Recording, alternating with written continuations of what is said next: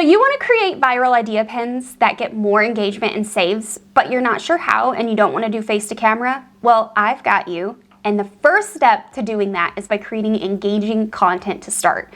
Now that might be hard for some, but I'm going to walk you through exactly how I'm doing that for myself and for clients in this video. Now, the very first thing that you need to do in order to make this work is to start by creating more engaging video content that isn't necessarily you talking to the camera like I am right now. This can be, and I'm going to show you some examples, you simply setting up your phone and using time lapse and filming yourself. Now, you want to be aware when you are doing time lapse and you're filming yourself to leave headroom at the top. So that would be like me being way down here, right? And you're leaving headroom up here to put text at the top. You also want to make sure you've got placement around you if you want to put text around you on the idea pin editor. I would encourage you to keep your text to the left because all of the engagement buttons at this time are on the right side of the screen. And this is where we're going to start with examples. So in this example I'm showing you right now, I created this idea pin and it has gone mini viral for me on my profile. Now normally my idea pins get anywhere from like 200 to 1,000 views within the first couple of weeks of being posted.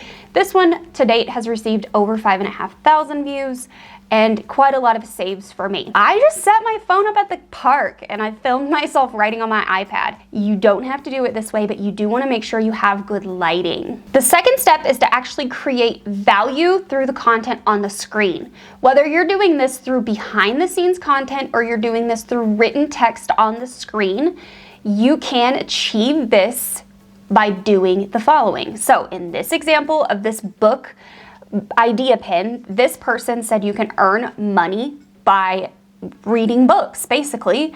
And then she flips her camera around after her hook, after her first slide. She flips her camera around and she walks you through examples of where you can go to earn money from reading books.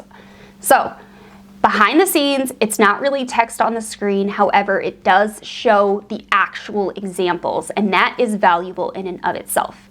Now, back to my first example in point number 1, I put the text on the screen. So you can see here, all of the text is coming up on the screen as the idea pin plays. I'm giving them the exact things they need to do in order to achieve the goal of the idea pin, which is how to create a profile when you're starting brand new. So I put those points on the screen. Now you can do that both ways. You can do the behind the scenes or you can put the content on the screen. You could alternatively just have like a part of the video down at the bottom that's where your video is at the top and you have blank space at the bottom, where you're putting content down there. You just want to be aware of where you cannot go in those no-go zones in the idea pin editor if you're doing it natively. Tip number 3 is to use a catchy headline. You have to use a catchy headline in order to stop the scroll. Part of your catchy headline or your hook is also what's going to help that pin to go viral. So back to the book example, this person has a fire headline. She's holding the books in her hand and she's saying that you can get paid to read books. She's also using some common emojis that her audience probably resonates with, like the little glasses emoji, which is like nerd talk, okay?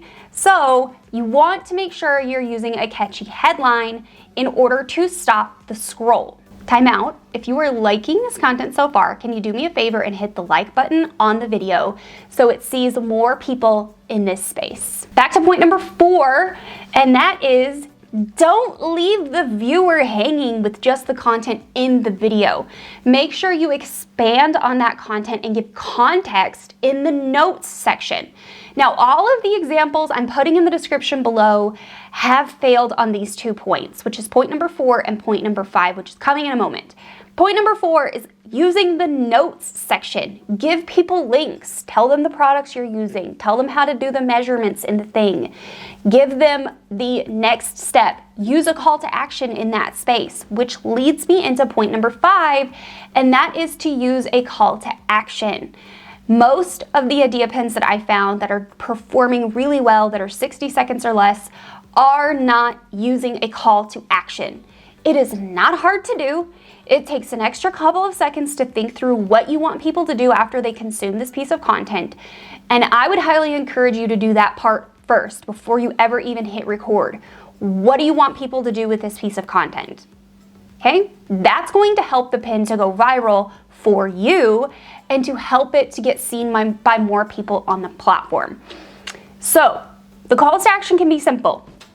Follow me for more. I'm going to throw up a couple of examples here.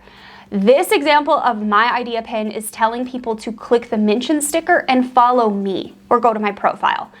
The second example I have here is also of my idea pin, and it's in the notes section. In the very first part of the notes section, I write, there's 2 emojis, save this. I want people to save this pin for later. The entire goal of this idea pin was to get saves on it so I could get paid for it. What is the goal? What do you want people to do? Use that as a call to action. I would encourage you to do both. Use a call to action on the screen, use a call to action in the notes section. Do not leave this part out because your competitors are probably doing it and you're not doing it, which means you're leaving money on the table potentially. Now, at this point in the video, you may be wondering how to make idea pins part of your regular workflow or Pinterest strategy. That's why your next step is actually head over and watch this video about Pinterest marketing strategies, what I would tell my friends.